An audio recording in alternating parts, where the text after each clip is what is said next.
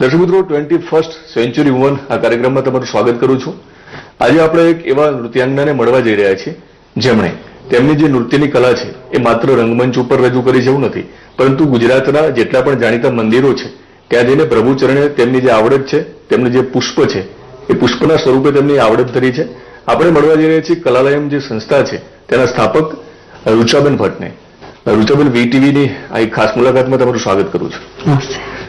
નૃત્ય તો ઘણા બધા કરતા હશે અને અમે પણ જોયા છે અને લોકોએ પણ જોયા હશે, પરંતુ તમે આજે પણ માનો છો એક સાધના છે અને ખરા અર્થમાં એક જે જૂની પરંપરા હતી કે પ્રભુને પ્રાર્થના કરવી, તમારી જે તમે નૃત્ય દ્વારા પ્રભુને પ્રાર્થના કરવી, એ પરંપરા તમે જાળવી છે. એ બધી વાતો કરીશું, પરંતુ સમજવું હતું અમારે કે તમારામાં જે આ કલાના ગુણ છે, જે સિંચન થયું છે, એ તો સ્વાભાવિક છે કે માણસ જન્મજાત કલાકાર હોય છે અથવા તો એ સિંચન થતું હોય છે નાનપણમાં. તો તમારા બાળપણની વાત કરશું. હા, એકચ્યુઅલી કલા એ દરેક માણસની અંદર કલા સમાયેલી હોય છે. ઘણી વખત એવું અમે લોકો રંગમંચ ઉપર હોઈએ, નૃત્ય કરતા હોઈએ, પણ એમ કે અંદર અમારી અંદર અમે કલાકાર કહેવાય છીએ કેમ કે અમે કલાની અભિવ્યક્તિ કરીએ છીએ, પણ સામે ઓડિયન્સમાં બેઠેલી વ્યક્તિ કલાકાર નથી એવું ન કહેવાય. એ લોકો પણ કલાકાર હોય છે કે અમારી પાસે કલા વ્યક્ત કરવાની આવડત છે, એ લોકો પાસે કલાને ઓળખવાની આવડત છે, કલાને ભગવાને ક્યાંક ને ક્યાંક એક કલાકાર મૂક્યો છે. હા, અને એ કલાકાર જન્મજાત કલાકાર હોય. એ કલાને જેમ આપણે બીજ વાઈએ એમાંથી નાનો છોડ ઉગે છે, એમાંથી વૃક્ષ બને અને પછી એમાં ફળ આવે છે. દરેક મનુષ્યમાં એવું હોય. નાનપણથી જ ગર્ભના સંસ્કાર, તમારા કુળના સંસ્કાર, તમારા જે કુળમાં તમને જન્મ મળે છે, તમારા માતા પિતાનું ઉછેર, પછી તમે દીકરી સ્કૂલમાં જાય તો સ્કૂલનું એન્વાયરમેન્ટ કામ કરે, ત્યારબાદ એ કોલેજમાં જાય તો કોલેજમાં એને કલાને કેવી રીતે પુશઅપ મળે છે, કેટલી જગ્યાએ પરફોર્મ કરે છે અને એના માતા પિતા દ્વારા એને કેવી રીતે પ્રોત્સાહન મળે છે, આ બધું બહુ ઇમ્પોર્ટન્ટ છે. ઋતુબેન, આજે આપણે એક તબક્કે આવીને બેઠા છીએ કે સમાચાર માધ્યમો પણ તમારી મુલાકાત માટે આવે છે. ક્યાંક લખાયું છે ને ક્યાંક ઘણા બધા લોકોએ નોંધ પણ લીધી છે, તમને એવોર્ડ પણ મળ્યા છે.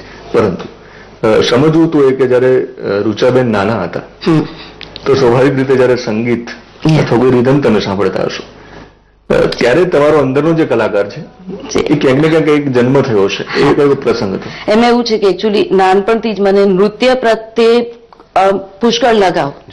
એમ કહું કે કદાચ ભગવાને મારી કુંડળીમાં નૃત્યને ક્યાંક સ્થાન આપી દીધું છે. ચોક્કસ મારી લાઈફ છે નૃત્ય, અને પ્રોફેશનલી નહીં, હું ડેડિકેશનથી આજે નૃત્ય કલામાં ઇન્વોલ્વ છું. તમે જે વાત કરી છે એ પ્રમાણે મયંકભાઈનો ખૂબ મોટો રોલ છે તમારી પાછળ, અને તમે નસીબદાર છો કે તમારા જે બાકીનો જે પરિવાર છે એ પણ તમારી સાથે ઉભો રહે છે. આ રીતે એક સમજવું એટલા માટે જરૂરી હતું કારણ કે મહિલા આપણો કાર્યક્રમ જોતા હોય છે, તો તમે ઘર પણ ચલાવો છો, તમારા સંતાનો પણ હોય છે, એની સાથે સાથે સંતુલન કઈ રીતે કરો છો એ સમજાવશો?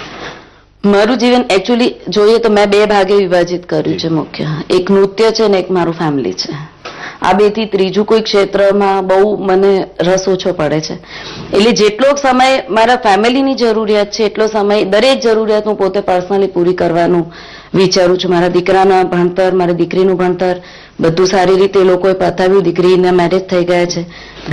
સ્વાભાવિક છે કે આજે પણ સાધના કરવી પડતી હોય છે. કોઈ પણ કલા છે તો તમારે સતત સાધના કરવી પડે.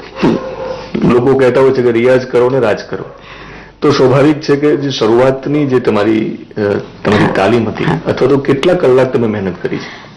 એકચ્યુઅલી એ વખતનો પીરિયડ એવો હતો, શરૂઆતનો પીરિયડ, અને દરેક તબક્કે શરૂઆતમાં હાર્ડવર્ક થોડું કરવું પડે દરેક કલાકારે, કેમ કે એમાં જો ડીપમાં જવું હોય, જ્ઞાન ખરેખર અર્થમાં જો પ્રાપ્ત કરવું હોય તમારે, તો એના માટે તમારે એટલો સમય આપવો પડે, એટલી મહેનત કરવી જ પડે. તો રોજની 1 થી 2 કલાક મિનિમમ એની પાછળ તમારે ફાળવવા પડે. પછી એ તમારા સંગીતનું રિયાઝ હોય, નૃત્યનું પ્રેક્ટિસ હોય, કે થોડું થિયોરિટિકલી તમે શાસ્ત્રો વાંચતા હો. અમારું નાટ્યશાસ્ત્ર છે, અભિનય દર્પણ, અમારા ગ્રંથો અલગ અલગ હોય છે, બધા જુદા જુદા નૃત્ય ઉપર. એ બધાનું જ્ઞાન તમારે લેવું પડે તો તમે નૃત્ય ક્ષેત્રે વધારે ને વધારે, અને જેટલું દરેક, મને પોતાને એવું ફીલ થાય છે કે જેટલું વધારે જ્ઞાન લઉં છું ને એટલું મને એમ લાગે હજુ ઘણું શીખવાનું બાકી છે. તમે પરંપરાગત જે આપણું નૃત્ય છે, શાસ્ત્રીય નૃત્ય, એની સાથે સાથે સમયની માંગ છે, આજે મોડર્ન એક આપણું જે કલ્ચર છે એની વાત કરશું, તો તમે ક્યાંક પ્રયોગ પણ કર્યો છે, પ્રયોગશીલ પણ તમે છો, તો એની વાત કરશો?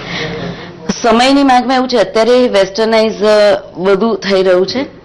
બોલિવૂડ સોંગ્સ ઉપર બધાનું વધારે કોન્સન્ટ્રેટ થતું જાય છે અને વેસ્ટર્ન ડાન્સ વધારે લોકોને ગમે છે, કેમ કે શોર્ટ ટાઈમમાં એક ગીત ઉપર 1 કે 2 મહિનામાં નૃત્ય શીખી જવાય અને પરફોર્મન્સ પણ થઈ જાય એટલે ડાન્સ આવડે છે.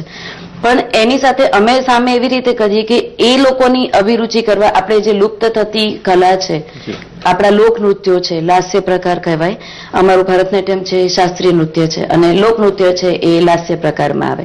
તો હું એવું માનું કે દરેક દીકરી મારી, દરેક સ્ટુડન્ટ્સ મારી, દરેક ડાન્સ શીખે એ લોકો, અને લોકનૃત્ય અને શાસ્ત્રીય નૃત્ય બંનેમાં જો એ લોકો એક્સપર્ટ બને છે કે નોલેજેબલ બને તો એ કોઈ પણ ડાન્સ કરી શકે છે, કેમ કે શાસ્ત્રીય નૃત્ય એ તો બેઝ છે. સંગીતનો, નૃત્યનો એક બીટ તમારે પકડીને કરવું પડે છે. તમે આ પ્રયોગ છે નવરાત્રીમાં વર્ષોથી કરતા આવે? હા, અમે નવરાત્રીમાં આપણા લુપ્ત થતા જતા લોકનૃત્ય કરીએ છીએ. ગોપ નૃત્ય છે, ટીપણી નૃત્ય છે, પછી આપણી આરતી ટ્રેડિશનલ છે, અમે બહુ સરસ રીતે પ્રેઝન્ટ કરીએ છીએ. રુચાબેન, તમે ઘણી બધી અડચણો વચ્ચે, ખાસ કરીને બહુ મોટી અડચણ એ છે કે જે પ્રકારે એક પ્રકારનો પ્રચાર પ્રસાર થવો જોઈએ આપણી આ પરંપરાગત કલાનો, એ થયો નથી. એવા સંજોગોમાં તમે તમારી આ સાધનાને ચાલુ રાખી છે. પણ એક અગત્યની બાબત જે અમે નોંધી છે કે તમે મંદિરોમાં જઈને ઘણા બધા કાર્યક્રમો રજૂ કર્યા છે, તો એ વાત કરશો? નૃત્ય કલા અને સંગીત કલા છે એ દૈવી કલા છે અને એ હું માનું છું કે ભગવાનનું વરદાન હોય ને એ જ સિદ્ધ કરી શકે છે એ કલા. બાકી બધા અમે લોકો બધા અધવચ્ચે છીએ, હજુ પૂર્ણતા તો આવતા ઘણી વાર લાગશે કદાચ. પણ નૃત્ય કલા એ દૈવી કલા હોવાથી મંદિરોમાં કરીએ તો એનો વધારે આત્મસંતોષ મળે છે અને હું મારી કલા, મારું નૃત્ય એ મારા આત્મામાં સમાયેલું છે. મને આત્મસંતોષ મળે એના માટે હું જે કાર્ય કરું છું આ એ મારા પોતાના સંતોષ માટે કરું છું. તો દરેક મંદિરમાં જ્યારે અમે લોકો જન્માષ્ટમીના પર્વ હોય ત્યારે અહીંયા ઇસ્કોન મંદિરમાં કરેલું છે, અમે ડાકોરમાં કરેલું છે, દ્વારકાના જગત મંદિર, કૃષ્ણ મંદિરમાં કરેલું છે અમે લોકોએ. તો એ વખતે એ નૃત્ય કલાનો મને મારા વિદ્યાર્થીનીઓને એટલો બધો આનંદ મળે, એક સંતોષ કે ચલો ભગવાન સમક્ષ આપણે ભગવાનની પવિત્ર ભૂમિ ઉપર આપણે નૃત્ય કર્યું. રામનવમી ઉપર અમે કરીએ છીએ. અંબાજી મંદિરમાં અમે લોકોએ પેલું સુવર્ણ કળશની સ્થાપના કરી ત્યારે અમે લોકોએ સર્વેશ્વરી નૃત્ય નાટિકા રજૂ કરી હતી માતાજી સમક્ષ. જી, એટલે જે ગોડ ગિફ્ટ છે, સરખામણીની વાત નથી, પણ ક્યાંક ને ક્યાંક કલાકારને પુરસ્કારની જરૂર હોય છે. પુરસ્કાર કોઈ પણ સ્વરૂપમાં હોઈ શકે. તો તમારી દ્રષ્ટિએ ખરો પુરસ્કાર તમને ક્યારે મળે છે અને શું વ્યાખ્યા છે?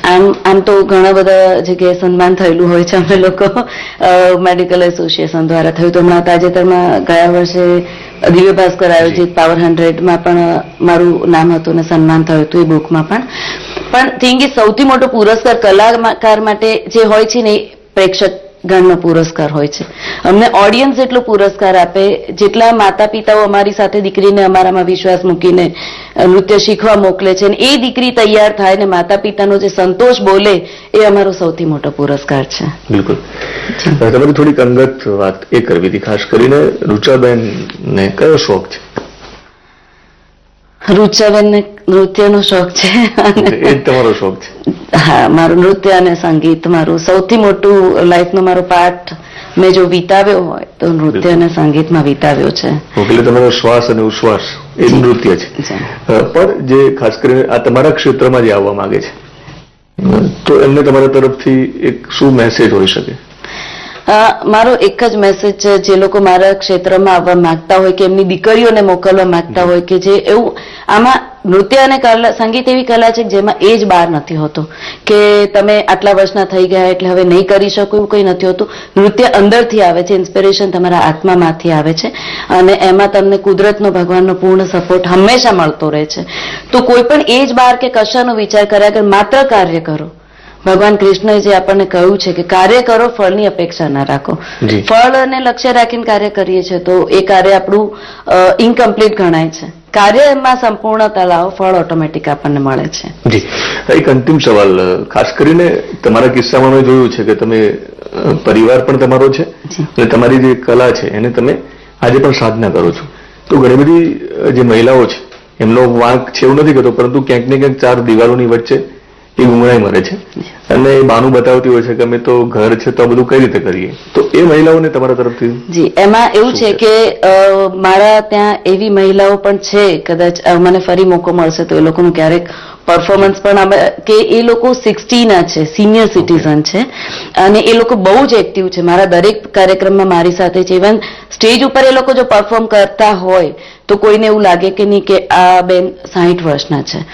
એટલે એમની બી દીકરા પરણી ગયા હોય, એમના ઘરે બી સંતાનો હોય, એવી સ્ત્રીઓ મારી સાથે કાર્યરત છે અને અમારા કાર્યક્રમમાં હંમેશા એ લોકો મારી સાથે રહે છે. ડેફિનેટલી કરી શકે છે. મહિલાઓ એવું સમજે છે કે 40 થઈ કે 35 થયા, 40 થયા એટલે હવે નથી બનતું, એવું એ તમારા મગજમાં છે.